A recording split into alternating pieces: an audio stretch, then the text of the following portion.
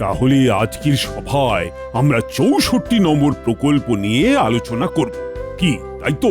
হ্যাঁ মহারাজ, নতুন প্রকল্প নিয়ে আলোচনা শুরু করাই ভালো।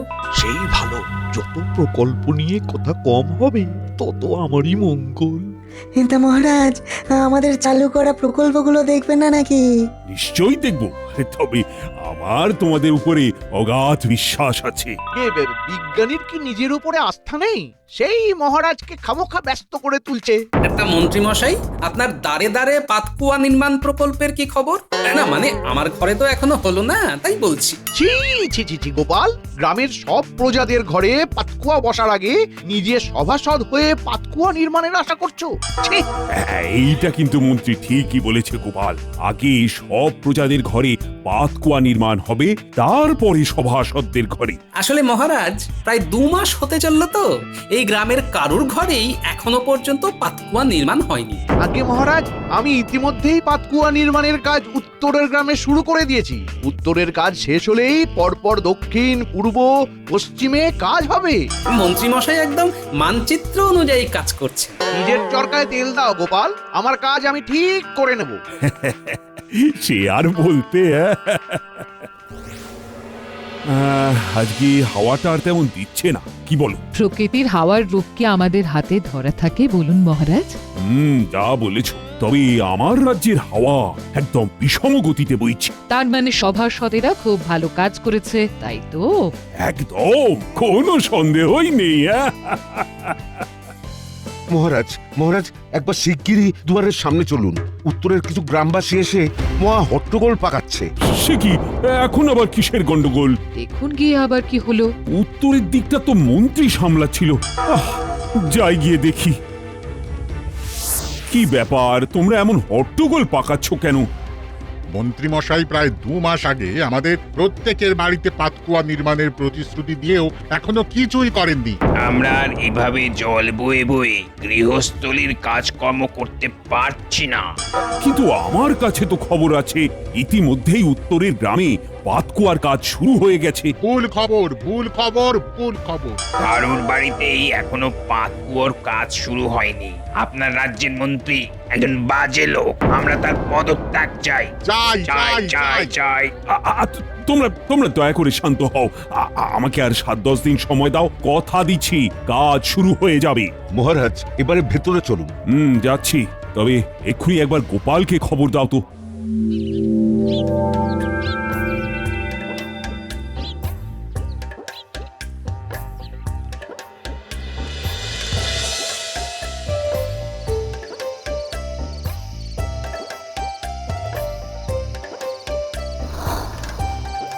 কি বলছেন মহারাজ? মন্ত্রী মশাই সত্যি সত্যি কাজ শুরু করেননি? তবে আর বলছি কি, উত্তরের গ্রামবাসীদের সে কি হুজ্জতি! আমার তো ভয়ে হাত পা ঠান্ডা হয়ে গেছিল। গোপাল, মন্ত্রী এবারেও আমায় ফাঁকি দিল। নিশ্চয়ই কাজের নাম করে মোহরগুলো নিজের ট্যাঁকে ভরছে। এত এত অপকর্মের পরেও যে মহারাজ আপনি কিভাবে ওই পাজিটাকে মন্ত্রী পদে বহাল রাখেন বুঝি না। গোপাল, কিছু একটা করো। দেখুন শুধু আমি কি করি। কি করবে? কালকে সভা বসার আগে লুকিয়ে লুকিয়ে জেনে নেব মন্ত্রী অতগুলো মোহর নিয়ে কি করেছে, তারপর দেখুন। তাহলে তুমি এখন এসো গোপাল। হ্যাঁ হ্যাঁ হ্যাঁ, শুধু শুধু রাত করে লাভ নেই।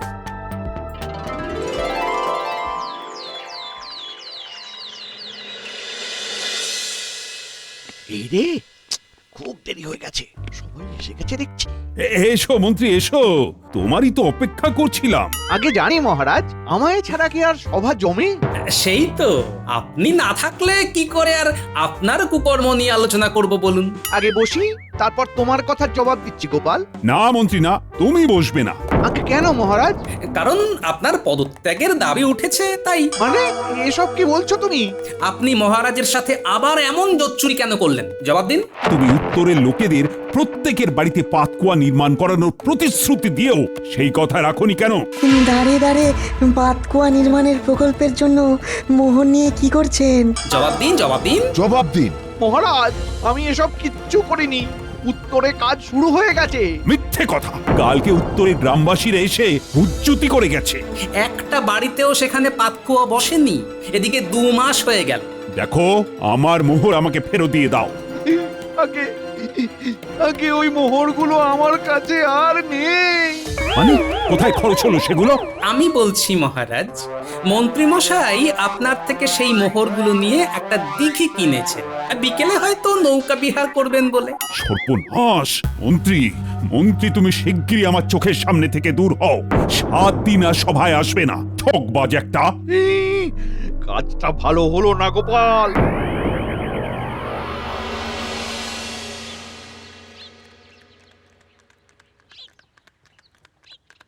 রানীমা, দুটো মোহর দেবেন?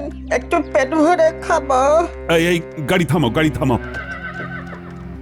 ইস, আহারে, কি দুর্দশা তোমার! কোথায় থাকো তুমি? এই নাও 4খানা মোহর। পেট ভরে খেও কিন্তু। আমি একা নই, আমার মতো আরো অনেকে আছে। আমরা গাছের তলায় থাকি, বাড়ি ঘর নেই। এরকম করে বলো না। আরে আমি আছি না, দেখছি কি করা যায়। এই শোনো, তোমরা এরকম কতজন আছো বলো তো? 200 জন। হ্যাঁ। মহারাজ, ওদের জন্য কোনো আশ্রয়স্থল করলে হয় না? যা বলেছো, মানুষগুলো খুব অসহায়।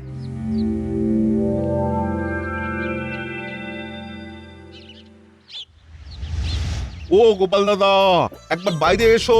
আরে পেয়াদা ভাই, বলো কি ব্যাপার? মহারাজের খুব দরকার, তাই তলব করেছেন। আচ্ছা, আসছি আসছি। 7 সকালে আবার কি দরকার তা কে জানে।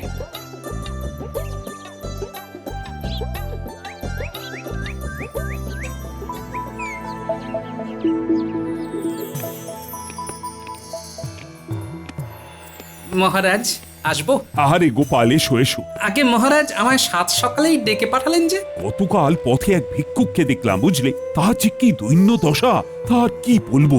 মহারাজ, ভিক্ষুকদের তো দৈন্য দশাই হয়। না গোপাল, কালকে ওকে দেখে আমার আর তোমার রানীমার মনটা কেঁদে উঠেছে। তাই ভেবেছি ওদের থাকা খাওয়ার বন্দোবস্ত করতে একটা আশ্রয়স্থল বানাবো। বাহ, এ তো অতি উত্তম ভাবনা মহারাজ। কিন্তু এমন ভিক্ষুক শ্রেণীর লোকের সংখ্যা তো অনেকই হবে। ধরুন 400 তো বটেই। তাহলে এদের জন্য কোথায় আশ্রয়স্থল গড়ি বলো তো? দেখুন মহারাজ, আপনার অতিথিশালা তো বিশেষ অতিথিদের জন্য, সুতরাং অন্য কোথাও ব্যবস্থা করতে হবে। হ্যাঁ, মানে অল্প খরচের মধ্যে এদের কোথায় থাকার ব্যবস্থা করব? তুমি একটু মাথা খাটিয়ে বলো না গোপাল। মহারাজ, পূর্ব দিকে যে একটা পূর্বপুরুষদের ভগ্নপ্রায় বাড়ি পড়ে আছে, সেটাকেই যদি মেরামত করিয়ে রাখেন তাহলে। হ্যাঁ, অতি উত্তম প্রস্তাব। তাহলে চলো সেখানে মিস্ত্রি নিয়ে যাই।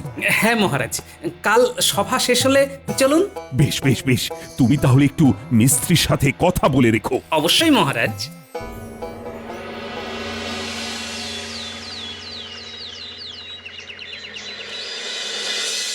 কি হলো মহারাজ, এত গম্ভীর হয়ে গেলেন কেন? এই বাড়ির যে অবস্থা, মিস্ত্রি তো গোটা বাড়ি ভেঙে আবার নতুন করে বাড়ি গড়ার কথা বলল। এছাড়াও বাড়িটার চারিদিকে প্রায় ছোটখাটো একটা জঙ্গল হয়ে গেছে, সেইটাও তো সাফ করাতে হবে। মহারাজ, আপনার আর রানীমার স্বপ্নটাকে বাস্তবায়িত করার জন্য এটুকু তো করতেই হবে। নতুন বাড়ি করতে যা ব্যয় হবে বলল, অত মুহূর্ত নেই। তার উপরে মন্ত্রীও ঠকিয়ে এত মোহর নিয়ে চলে গেল। সবই বুঝতে পারছি মহারাজ। এই প্রথম আমি আর তোমার রানীমা একটা স্বপ্ন একসাথে, তাও আবার জেগে জেগে দিনের বেলায় দেখেছি। সেটাও যদি না পূরণ করতে পারি। মহারাজ, আমার মাথায় একটা বুদ্ধি এসেছে। এতে আপনার সাপও মরবে, লাঠিও ভাঙবে না। তাই? বলো বলো শুনি।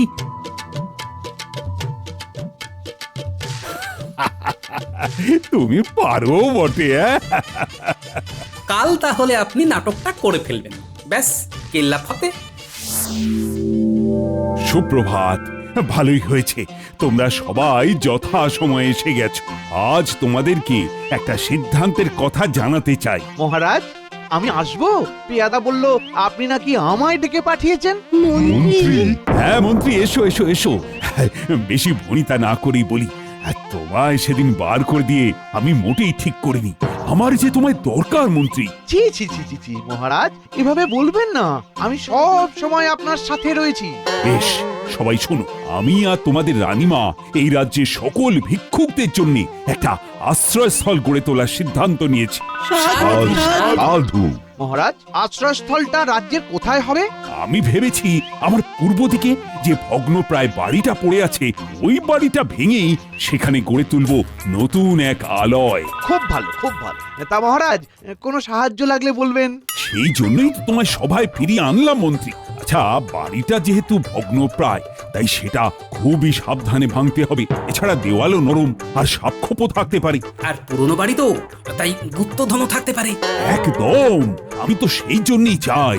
মন্ত্রী, তুমি তোমার পরিচিত মহলে একটু ভালো মিস্ত্রির খোঁজ নাও তো। যে বাড়িটা অতি যত্নে ভাঙবে, আবার গুপ্তধন পেলে ফেরতও দিয়ে দেবে, তাই তো মহারাজ? হ্যাঁ, একদমই তাই। কাল সকাল তাহলে বাড়িটা গিয়ে একবার দেখে নিও।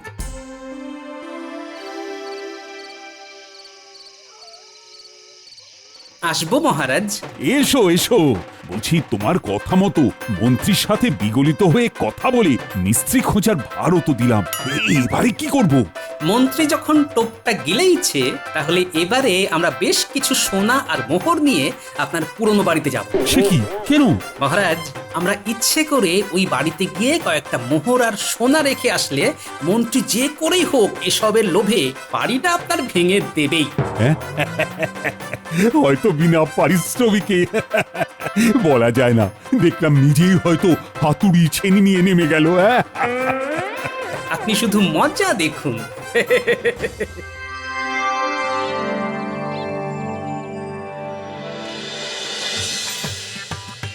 সুপ্রভাত মন্ত্রী মশাই, আপনি চলে এসেছেন দেখছি। আমি সময়ের ব্যাপারে খুবই হুঁশিয়ার থাকি, কথার নড়চড় করি না। হ্যাঁ, সে আর বলতে। যাকে চলুন আমরা মহারাজের পুরনো বাড়ির দিকে গুটি গুটি এগোই। ওহ বাপরে, আরে ঢুকবো কি করে? এ তো আগাছায় ভর্তি। হ্যাঁ, একটু দেখে শুনে আসুন মন্ত্রী মশাই, খুব সাবধানে। চলো আগে একতলা দিয়েই শুরু করি। হ্যাঁ, বহু বছর আগেকার বাড়ি তো, খুব যত্নে ভাঙতে হবে। মন্ত্রী মশাই, একটু ওদিকটায় চলুন।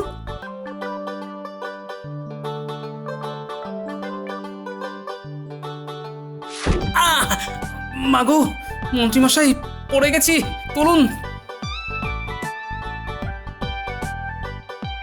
এ বাবা, ইস, তোমার এই ধ্বংস গতর তোলা কি আর চারটিখানি ব্যাপার? একটু তুলুন। নাও, হ্যাঁ, ওঠো। ধন্যবাদ।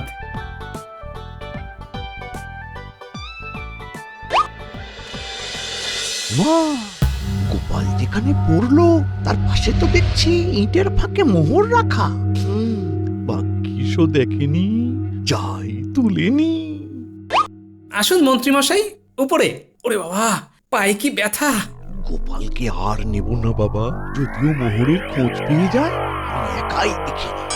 ও মন্ত্রী মশাই, আমার না পায়ে খুব ব্যথা করছে। গোপাল, তোমার আর এই ব্যথা পায়ে আমার সাথে উপরে যেতে হবে না। তুমি তুমি এখানেই থাকো, আমি দেখে নিচ্ছি। ঠিক আছে, ভালো করে দেওয়ালে হাত দিয়ে দেখে নেবেন। হ্যাঁ, দেওয়ালটা কতটা নরম আছে। সে আর বলতে, সব জায়গায় ভালো করে দেখে আর ঘুরে আসছি। ইটের ফাঁকে মোহরটা নেই, তার মানে লোভের ফাঁদে পা গলিয়ে দিয়েছে। মোট 6খানা মোহর আর 3খানা সোনার দুল পেলাম। এই বাড়ি খুব তাড়াতাড়ি ভাঙতে হবে। এই দূরে সোনা মোহর ছড়ানো আছে মনে হচ্ছে। ও, এই তো মন্ত্রীমশাই এসে গেছেন দেখছি। আমার আসলে একা একা না ওই ঘরের ভিতর দাঁড়িয়ে থাকতে ভয় লাগছিল, তাই বাইরে এসে দাঁড়িয়েছি। শোনো গোপাল, তুমি ধীরে ধীরে এসো কেমন? পায়ে ব্যথা তো, আমি একটু তাড়াতাড়ি যাচ্ছি, মিস্ত্রির সাথে কথা বলতে হবে তো। তা মন্ত্রীমশাই, আপনি খুব ভালো করে গোটা বাড়িটা দেখে নিয়েছেন তো? একদম ভেবো না গোপাল। বেটা নিশ্চয়ই জহুরির দোকানে গেল, আমিও খোঁজ নিচ্ছি। কিরে ঘটে, মন্ত্রীমশাই কখন আসবেন? কি জানি। আরে আসবে আসবে, ওস্তাদের মার শেষ রাত্রে, বুঝলে? বাবা, মুখে বলির অন্ত নেই। ওই তো উনি আসছেন। এই যে ভালোই হয়েছে তোরা এসে গেছিস। আর শালা বাবু তুমিও এসে গেছো, বাহ। আগে আপনি ডেকেছেন, না এসে কি পারি? যাকে কাজের কথায় আসি, মহারাজের একটা পুরনো বাড়ি আছে, সেটা ভাঙতে হবে। বাড়িটার মধ্যে প্রচুর সোনা দানা মোহর এসব আছে, সব খাঁটি, জহুরি বলেছে। বাড়িটা কি আমরা ভাঙবো? আমাদের মজুরি। আহ, বাড়িটা তোরাই 3 জন মিলে ভাঙবি। কালকে সকালে তোদের মিস্ত্রি সাজিয়ে মহারাজের কাছে নিয়ে যাব। বাড়িটা ভাঙলেই ঘোড়া ঘোড়া মোহর পাবো।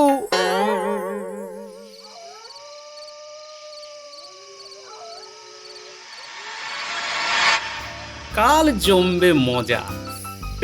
দেখি মন্ত্রী কাকে মিস্ত্রি সাজিয়ে নিয়ে আসে। জহুরির মুখে খাঁটি সোনার দুল আর আসল মোহর পেয়েছে শুনে সে আনন্দে কি করছে কে জানে। ও জামাই বাবু, আপনি জেগে আছেন? ভালোই হয়েছে, দেখা হয়ে গেল। কি ব্যাপার, কাঁধে ঝোলা নিয়ে কোথায় চললে? ওই শহরে একখানা ভালো কাজ পেয়েছি, সেইখানেই যাচ্ছি। বাহ, খেটে খাও, দেখবে বদবুদ্ধি আসবে না। আসছি। সুপ্রভাত, সুপ্রভাত। মহারাজ, আমি আমার মিস্ত্রিদের নিয়ে এসেছি। বাহ বাহ বাহ, শিগগিরই ডেকে পাঠাও।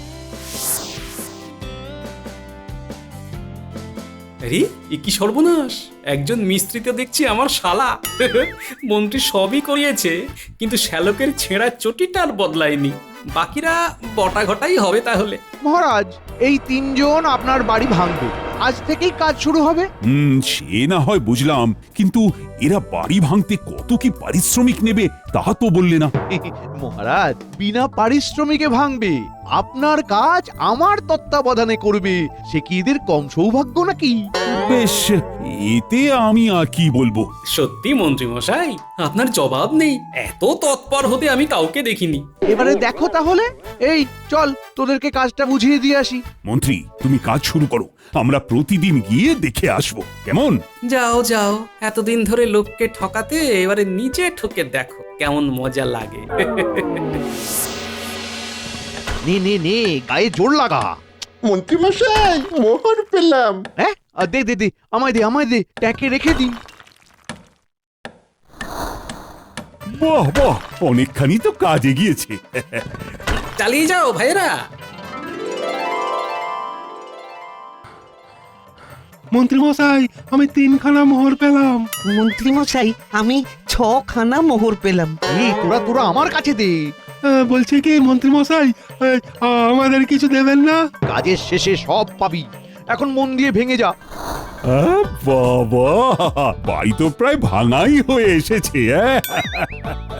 এইভাবে আর হয় না, এইভাবে হলে খেলবো না। ও টানা 20 দিন কাজ করছি। প্রথম দিকে যাও বা কটা মোহর সোনা পেলাম, সেসব কিছুই আপনি দিলেন না।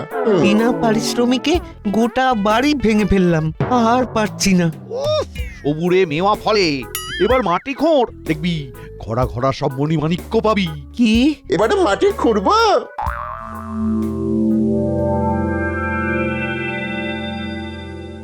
গোপাল, তুমি এ কি করলে? মন্ত্রীকে বোকা বানিয়ে বিনা পারিশ্রমিকে গোটা বাড়ি ভাঙিয়ে নিলে। মহারাজ, বেশি লোভ করলে ফল তো পেতেই হয়। শুনলাম কাল আবার নাকি মাটিও খুঁড়বে। ওখানেই তো আসল মজা মহারাজ। কালকে আমি ওরা মাটি খোঁড়বার আগেই দেখুন না কি করি। কিরে গুলটে, মাটি খোঁড়া হলো? হ্যাঁ দাদু। নে নেপলা লেখ।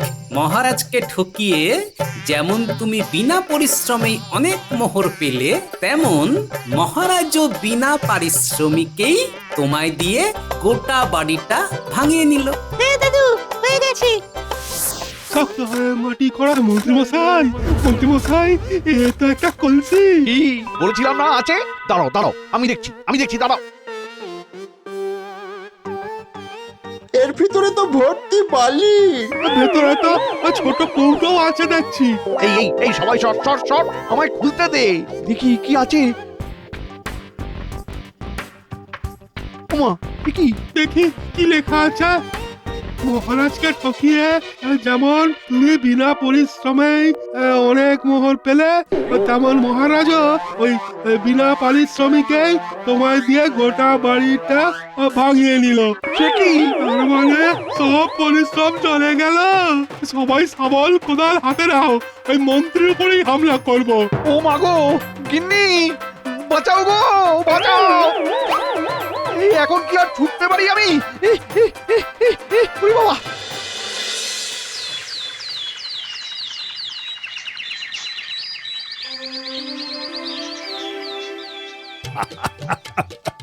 গোপাল, তুমি করেছো কি?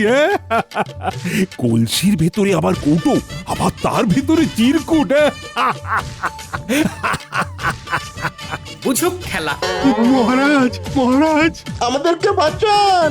মন্ত্রী আমাদেরকে বিনা পারিশ্রমিকে আপনার ওই অত বড় বাড়িটা ভাঙালো। এ কি, তোমরা কি করে বাড়ি ভাঙলো? বাড়ি তো ভাঙলো শ্রমিকেরা। আমরাই তো শ্রমিক। ছদ্মবেশ নিয়েছিলাম। আমাদের পারিশ্রমিক এক কাজ করো, মন্ত্রী মশাইয়ের বেতন থেকে কেটে নিও, কেমন? আরে আমি কাটিয়ে দেব, তোমরা নিশ্চিন্তে থাকো। মহারাজ, একটা কথা, এবারে আসল শ্রমিক আমি নিয়ে এসেছি, কথা বলে নিন। নতুন আশ্রয়স্থল গড়তে হবে তো।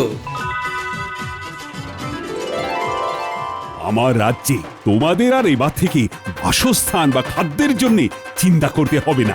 এবার থেকে তোমরা সবাই এই নতুন বাড়িতেই থাকবে। ভাইয়েরা, মহারাজ তোমাদের কথা চিন্তা করে এই নতুন বাড়ি গড়ে দিলেন, তাই আমি তোমাদের সকলকে বলবো, তোমরা সবাই মহারাজের পাশে থেকো, কেমন? জয় মহারাজের জয় হোক, মঙ্গল হোক।